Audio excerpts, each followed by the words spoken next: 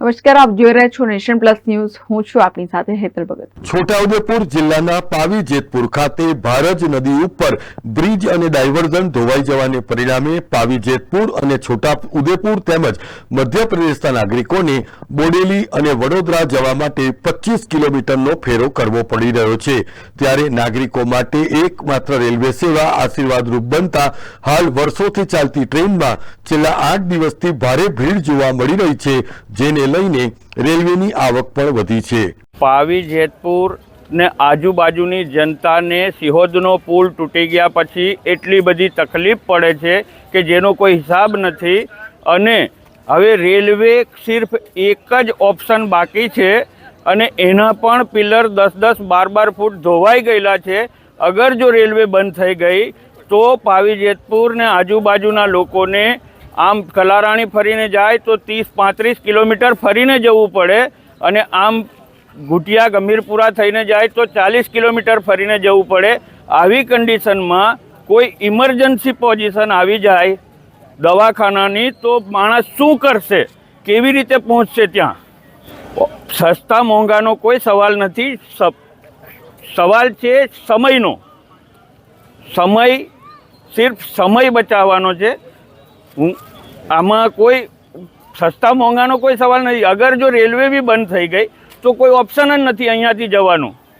છોટાઉદેપુર વડોદરાના રેલવેના રૂટમાં વર્ષોથી રેલવે તંત્ર ખોટ કરી રહ્યું હતું, પરંતુ પાવી જેતપુરના ભારજ નદી ઉપરના બ્રિજ અને ડાયવર્ઝન ધોવાઈ જવાને પરિણામે રેલવે ટ્રેન દ્વારા લોકોની અવરજવર માટે હવે રેલવે એ મુખ્ય સ્ત્રોત બન્યું છે।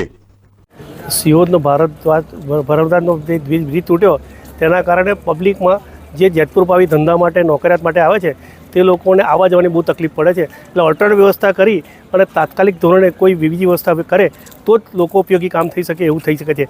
માટે રાજકારણીને અને અધિકારીઓને એક વિનંતી કે કોઈ પણ હિસાબે કોઈ ઓલ્ટરનેટ વ્યવસ્થા કરી અને બ્રિજની ઓલ્ટરનેટ વ્યવસ્થા કરે એટલી વિનંતી છે। આ બીજી સારી વાત કહેવાની હોય તો રેલવેને લીધે જ લોકો અવરજવર કરી શકે છે કે જેનાથી લોકો પોતાના ધંધા માટે જે જગ્યાએ જવાનું તે જગ્યાએ પહોંચી શકે છે। એ પિલ્લર ખુલ્લા થઈ ગયા છે એટલે બીજી કોઈ વ્યવસ્થા કરી શકે, કારણ કે તાત્કાલિક ધોરણે કોઈ બીજી વ્યવસ્થા કરી શકે તેવું દેખાતું નથી।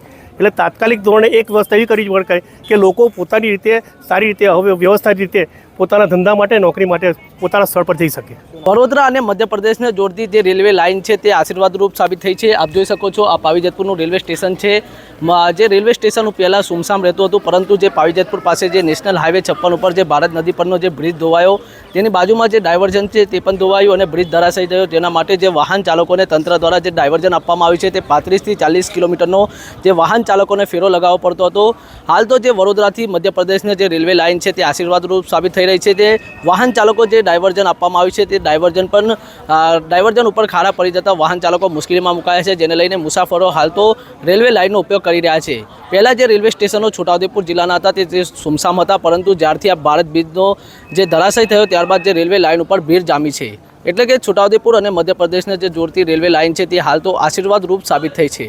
Rehan Patel, nation plus news, Chhota Udaipur. સમાચારોનો સતત અપડેટ મેળવવા માટે અમારી નેશન પ્લસ ન્યૂઝની યુટ્યુબ ચેનલને સબસ્ક્રાઇબ કરો, બેલ આઇકન દબાવો અને જોડાયેલા રહો ફેસબુક, ઇન્સ્ટાગ્રામ અને ટ્વિટર પર।